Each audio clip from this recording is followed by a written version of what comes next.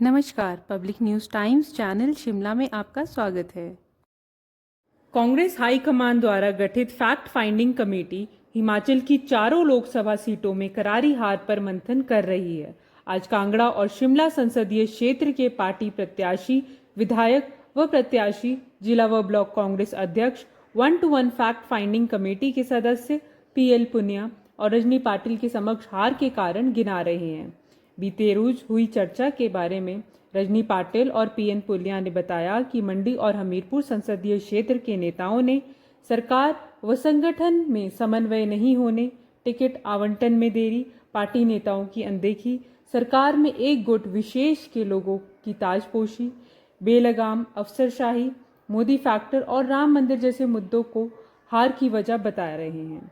ये सारी रिपोर्ट तैयार कर कमेटी आलाकमान को सौंपेगी।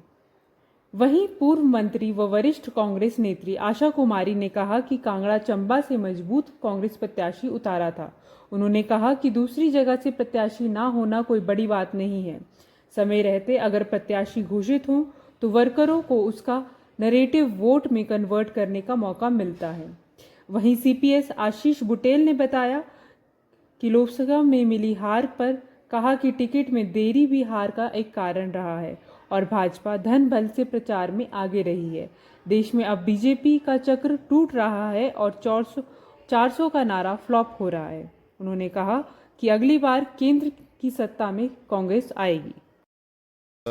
सबसे पहले तो जो फैक्ट फाइंडिंग कमेटी है, कारण तो उनको बताए जाएंगे और जो कुछ चर्चाएं भी हुई हमारे अपने ब्लॉक लेवल पे भी, और जो सामने निकल कर बातें आई हैं उनमें से ऐसा नहीं कि सबने मेहनत भी की और हमारे कैंडिडेट भी सक्षम थे और उसके बावजूद हमारा जो वहाँ पे हम नहीं जीत पाए हैं, तो सबसे चर्चा होने के बाद ही इस पर वो होगा। और मुझे लगता है कि हमें फैक्ट फाइंडिंग कमेटी से ही बात कर इसके ऊपर चर्चा करेंगे और फैक्ट फाइंडिंग कमेटी के ही मेंबर्स आपको इस पर ज़्यादा बेटर ब्रीफ कर पाएंगे। ज़्यादा मुझे ऐसा लगता है कि जो हमारे एक थोड़ा सा टिकट देने में भी हमें देरी जो हुई है उसका एक मैं समझता हूँ कि एक वो बहुत बड़ा कारण रहा। और बाकी जिस तरह का प्रचार भाजपा के लोग पहले से करते आए हैं, आपने देखा ही है कि हर एक चुनाव में धनबल का जिस तरह से प्रयोग होता है वो भी एक बहुत बड़ा इशू रहा है। हमारे ऊपर वो ज़रूर ब्लेम करते हैं कि सरकारी मशीनरी का दुरुपयोग, लेकिन मैं आपको बताना चाहूँगा और बहुत जिम्मेदारी से बताना चाहूँगा कि किसी तरह की भी सरकारी मशीनरी का दुरुपयोग कांग्रेस पार्टी ना पहले किया है और ना आगे करेगी। क्या आपको लगता है कि ये थोड़ा आसान होता कांग्रेस के लिए अगर कांगड़ा जो अभी मजबूत स्थिति में है कांग्रेस के लिहाज से, कांगड़ा से ही कोई कैंडिडेट होता? देखिए, ये कहना इस पे मैं टिप्पणी नहीं करना चाहूँगा, लेकिन ये ज़रूर कहूँगा कि आनंद शर्मा जी एक बड़ा चेहरा थे और उन्होंने उनको जो हाईकमांड ने यहाँ से चुनाव लड़ने के लिए भेजा वो एक सक्षम उम्मीदवार थे। कांगड़ा के लिए उन्होंने बहुत कुछ किया था और जब वो राज्यसभा के सांसद रहे और मंत्री रहे केंद्रीय सरकार के अंदर, कांगड़ा के लोगों के लिए उन्होंने बहुत कुछ किया था और इसको देखते हुए हम लोग यहाँ पर उनको चेहरा उतारा गया था। सभी विधायकों से बात कर कर ये चेहरा उतरा था। और साथ में आपको मैं ये बताना चाहूँगा कि जो हमारे ये चुनाव हुए हैं इसमें हम 5 लाख की लीड से कम हुए हैं। ऐसा नहीं है कि हारे ज़रूर हैं, लेकिन ये भी देखने की ज़रूरत है कि पिछले चुनावों में, जैसे मेरी विधानसभा क्षेत्र में पिछली बार 18,000 वोट की लीड भाजपा को गई थी, कई जगह पर 30-30 हज़ार की लीड गई थी। उसको कम करते हुए हम लोग 8,500 पर पालमपुर पहुंचा है और इसी तरह से बाकी सब जगह भी वहां पर कम हुए हैं। हाँ, ये मैं समझता हूं कि इस बार जो भाजपा का जो डायरेक्ट कॉन्फ्रंटेशन जो केंद्र सरकार का हिमाचल प्रदेश के साथ नहीं हुआ, वो भी एक ज़रूर कारण रहा होगा भाजपा के फेवर में। लेकिन जहाँ जहाँ पर ये एक साइकिल है और ये टूटने जा रहा है, भाजपा का जो एक केंद्रीय चुनावों के अंदर जब हमेशा से बढ़त उनको बहुत ज़्यादा मिलती रही है, उसको हम कर रहे हैं। अगली बार डेफिनेटली कांग्रेस पार्टी का वहाँ पे उम्मीदवार राम मंदिर कितना बड़ा इशू रहा बीजेपी के विन के लिए और कांग्रेस? देखिए, राम मंदिर मैं समझता हूँ कि राम मंदिर को उन्होंने बुनाया है और पॉलिटिकली उसको यूज़ करते हुए भाजपा के लोगों ने उसको इस्तेमाल किया है। राम मंदिर सबका है, मेरा भी है, आपका भी है और भाजपा के लोगों का भी है। और उसको मुद्दा बनाना और रिलीजन और पॉलिटिक्स को दोनों को बीच में आपस में इंटरमिंगल करना मुझे लगता है ये गलत बात थी। लेकिन बहुत ज़्यादा मैं समझता हूँ कि वो नहीं हुआ और आज आप स्थिति देख रहे हैं हड़बड़ाहट में राम मंदिर का आपका उद्घाटन भी हो जाता है और उसके बाद आज वहाँ पे जो इंफ्रास्ट्रक्चर है वो बिल्कुल ही चरमरा गया है। तो ये साफ है कि वो रिलीजन और पॉलिटिक्स को आपस में जोड़ना चाह रहे थे और मैं नहीं समझता कि वो उसमें पूरी तरह से सक्सेसफुल हुए। लेकिन यस वो जीते हैं इलेक्शन तो ये भी शायद एक थोड़ा सा उनको ज़रूर उसका एज मिला होगा। बार बार कार्यकर्ताओं की नाराजगी की बात सामने आई, क्या लगता है उसका भी कुछ इम्पैक्ट? कार्यकर्ता किससे नाराज हैं मैं ये भी जानना चाहूँगा। हर एक विधानसभा हलके में, जैसे मैं पालमपुर का विधायक हूँ, अगर मुझसे कोई नाराज है तो आनंद शर्मा जी से तो नाराजगी का कोई मतलब ही नहीं बनता था। कार्यकर्ता जो है वो कांग्रेस पार्टी का अगर कोई कार्यकर्ता है वो कांग्रेस के लिए उन्होंने डट के काम किया है। नाराजगी किसी से और से हो सकती है लेकिन कांग्रेस पार्टी से कार्यकर्ता की नाराजगी नहीं है। और मैं समझता हूँ सबने मेहनत की, सबने अच्छे से चुनाव लड़ा है और हार जीत लगी रहती है, अगली बार जीत के दिखाएंगे। भाजपा ने 400 पार का नारा दिया था, शगुफा छोड़ा था, उसका असर देखा कि लोग जिस प्रकार से नारा दे रहे थे उसी अनुरूप? देखिए भाजपा आज तक अगर कभी जीती है, कोई भी चुनाव जीती है, वो झूठ के दम पर जीती है। एक हवा बनाने की बात की गई, 400 पार आज आपके सामने है स्थिति की 400 पार तो दूर मुझे लगता है कि बहुत कम सीटें जो उन्होंने सोची थी वो उनको आई हैं। लेकिन मुझे ये खुशी है कि पूरे भारतवर्ष में एक बार गैर भाजपा की जो सरकार है और खासकर कांग्रेस पार्टी का उत्थान हुआ है फिर से। और जैसा मैंने कहा अगली सरकार कांग्रेस पार्टी की बनेगी। अगली सरकार में हमारे कांगड़ा चंबा लोकसभा क्षेत्र से भी उम्मीदवार कांग्रेस पार्टी के जीतेंगे।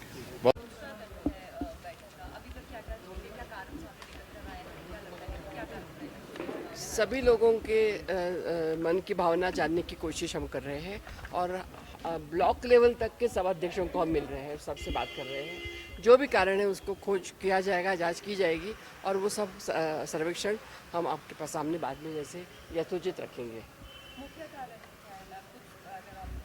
नहीं, जब तक उसमें से निकल के नहीं आता, हमने अभी आधा अधूरा बोल देना अच्छा नहीं है। नहीं, बिल्कुल तालमेल रहेगा और ये हमेशा कांग्रेस पार्टी में आपने देखा है, मैं यहाँ 10 साल से आती हूँ, ये होता है, फिर भी हम जीत के आते हैं और ये सब ठीक हो जाएगा हमारे। जी जी, टिकट में देरी एक बड़ी वजह बताई जा हाँ, टिकट में देरी की एक बहुत बड़ा सबका ये था, ये टिकट में तो हम वो हाईकमांड को कन्वे करेंगे कि सिर्फ से टिकट की देरी होने के कारण लोगों के 2-2 और 3-3 राउंड्स हुए लेकिन हमारे कैंडिडेट्स बाहर ही नहीं निकल पड़े। कल बात हुई थी हमारी, वो बोल रही कि अपनी बात इस तरह भी रखी कि अफसरशाही भारी है, वो बात नहीं सुनती है, सरकार में कार्यकर्ता के काम नहीं हो रहे हैं। वो अभी हम यहाँ पे नहीं बोल सकते, सब जो भी बातें उन्होंने कही बहुत कॉन्फिडेंशियल है। थैंक यू, धन्यवाद। वो कारण जानने के लिए तो हम लोग यहाँ आए हैं और इसीलिए मुलाकात कर रहे हैं। मुख्यमंत्री जी मिले, पीसीसी अध्यक्ष मिले, बाकी जो इम्पोर्टेंट लीडर्स हैं, कैंडिडेट्स हैं, जो कोऑर्डिनेशन कमेटी के मेंबर थे उनसे, यहाँ तक कि ब्लॉक अध्यक्ष, जैसे कि मैडम ने बताया, ब्लॉक अध्यक्ष में कोई बुला के बात की है और रिकॉर्ड कर रहे हैं। अभी रिपोर्ट बनेगी यहाँ से जाने के बाद, पहले नहीं पता। सर, पूरे देश में अगर हम बात करें, इंडिया गठबंधन जिस तरह अभी बाई इलेक्शन में काफ़ी अच्छे रिजल्ट आए हैं, बद्रीनाथ भी जीते हैं, अयोध्या जीते हैं, तो क्या माने कि हरिद्वार भी जीते हैं, उससे पहले अयोध्या भी जीती, क्या माने हिंदू कार्ड जो है धीरे धीरे मोदी का ग्राफ डाउन आ रहा है? देखिए, आम जन ये चाहता है कि हमारी बात करें। महंगाई है, बेरोजगारी है, जो रोज़मर्रा की दिक्कत परेशानियां हैं, उसकी तरफ कोई बोल ही नहीं रहा। सरकार में बैठे लोग, नरेंद्र मोदी जी अपने तरह तरह की बातें करते हैं, उन्हें एक टारगेट मिलता है कि गांधी परिवार के खिलाफ ही बोलते रहो। तो जनता को ये पसंद नहीं है, इसलिए अपना गुस्सा वो दिखा रही है और उपचुनाव में वो दिखाया भी। ये 13 में से 10 इंडिया गठबंधन के लोग जीत हासिल की है, तो ये बड़ी बात है। यहाँ तक कि बद्रीनाथ की सीट हम लोग जीते हैं, अयोध्या हम सीट जीते हैं, तो उनका मेन जो आधार था चुनाव प्रचार का, वहीं पर वो खोखले साबित हुए हैं। तो देख लीजिए। तो ये जैसे 25 जून को जो है हत्या कानून की हत्या दिवस में संविधान की हत्या मना रहे हैं, तो क्या ध्यान डाइवर्ट करने के लिए इस तरह? ये तो पूरे इनकी पुरानी आदत है, कोई नई बात नहीं है। हमेशा जब वो गिरते हैं, जब वो देख रहे हैं कि हमारी ज़मीन खिसक रही है नीचे से, पैरों के नीचे से, तो वो इस तरह का सहारा लेते हैं। और ये पूरी तरह से बेबुनियाद बातें उन्होंने की है। Thank you. देखिए, ये पार्टी के इंटरनल मैटर्स हैं, जो हमने उनके सामने रखना है वो उनके सामने रखेंगे। अब वो आए हैं, उनसे बातचीत करेंगे। तो कोई मैम आगे बात करें कारण के जो मुद्दे हैं और जिस तरह से बाई इलेक्शन में कांग्रेस को जीत मिली है, तो उसको लेकर किस तरह से और कितना मनोबल जो है वो जीत के बाद पार्टी को। ये निश्चित तौर पे जो विधानसभा की सीटों पे जीत हुई है, उसमें 2022 में जब हमने चुनाव लड़ा, 40 सीटें जीत के कांग्रेस आई थी।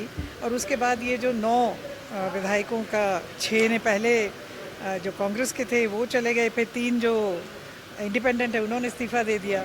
और जब दोबारा चुनाव हुए तो कांग्रेस जो है वापस 40 अपने जिस नंबर से जीत के आई थी। तो ये बात तो स्पष्ट है कि हिमाचल प्रदेश की जनता ने स्पष्ट बहुमत जो है वो कांग्रेस पार्टी को दिया है। और इसकी वजह से कांग्रेस के वर्कर के मनोबल तो निश्चित तौर पे बढ़ा है और एक आत्मविश्वास भी आया है कि पार्टी जो है वो मजबूत है और स्टेबल गवर्नमेंट है। आशा जी, क्या आप मानती हैं कि जो लोकसभा कैंडिडेट था कांग्रेस का वही गलत था? नहीं नहीं नहीं नहीं, ये तो कोई प्रश्न ही नहीं उठता कि कोई गलत कैंडिडेट था। कैंडिडेट कभी गलत नहीं होता या सही नहीं होता। सिलेक्शन भी सही और गलत नहीं होता है। सिलेक्शन पार्टी जो है अपने सारे पहलुओं को देख करके करती है। कभी जो दाव ठीक बैठ जाता है और कभी ऐसा नहीं है कि अगर कांगड़ा की हम सिर्फ बात कर रहे हैं तो ऐसा नहीं है कि हम सिर्फ कांगड़ा हारे। We lost the whole of Himachal, we lost the whole of Uttarakhand, we lost the whole of Jammu जो हमारे बॉर्डर्स हैं। और पंजाब में भी जो हमारे साथ लगते बॉर्डर्स थे उसमें आम आदमी पार्टी और दूसरी पार्टीज़ का वो रहा। सिलेक्शन ऑफ एटलीस्ट कांगड़ा का कैंडिडेट की सिलेक्शन गलत नहीं थी। He is a very big person. ये ज़रूर है कि लेट थी, जल्दी हो सकती थी। जिस तरह से राम मंदिर आए या फिर मोदी फैक्टर, ये मान सकते हो कि वो ज़्यादा हो। मोदी फैक्टर तो मैं नहीं मानती, पर हाँ राम मंदिर का उन दिनों एक फैक्टर था। और राम मंदिर के बारे में विषय में जो असली तथ्य हैं वो जनता के सामने अब आ रहे हैं। अगर यही तथ्य उस समय आ गए होते, अगर उस समय बारिशें हो गई होती तो शायद राम मंदिर का जो झूठा एक वो लेने का प्रयास किया गया वो ना होता। तीसरी मर्तबा है कि हिमाचल में 4 सीटें कांग्रेस ने हारी हैं। क्या आपको लगता है कि सरकार होने के बावजूद ये चीज़ें हुई? एक बार पहले भी सरकार होते हुए हारे हैं। किस तरह का आपको लगता है कि पार्टी के स्तर पर या अब काम करने की ज़रूरत है कि लोकसभा में जो लगातार हार मिल रही है? निश्चित तौर पे कुछ ना कुछ कारण तो हैं जिसको पार्टी को देखना पड़ेगा। और जैसा आपने कहा कि ये पहली बार नहीं है कि हम 4 सीटें हारे हैं। हम इससे पहले भी 2014 में, 2019 में, 2022 में, ये 24 में, 23 में हम लगातार जो हैं इन लोकसभा के चुनावों को हारते रहे हैं। कारण इसीलिए फैक्ट फाइंडिंग कमेटी आई है, इसीलिए ये आए हैं सुनने के लिए और जानने के लिए कि क्या कमियां यहाँ के वर्कर को लगती हैं। हम सब वर्कर ही हैं, जो फील्ड में काम करता है वो वर्कर ही होता है। तो क्या कमियां लगती हैं, तो उसके ऊपर मंथन तो निश्चित तौर पे हाईकमांड करेगा।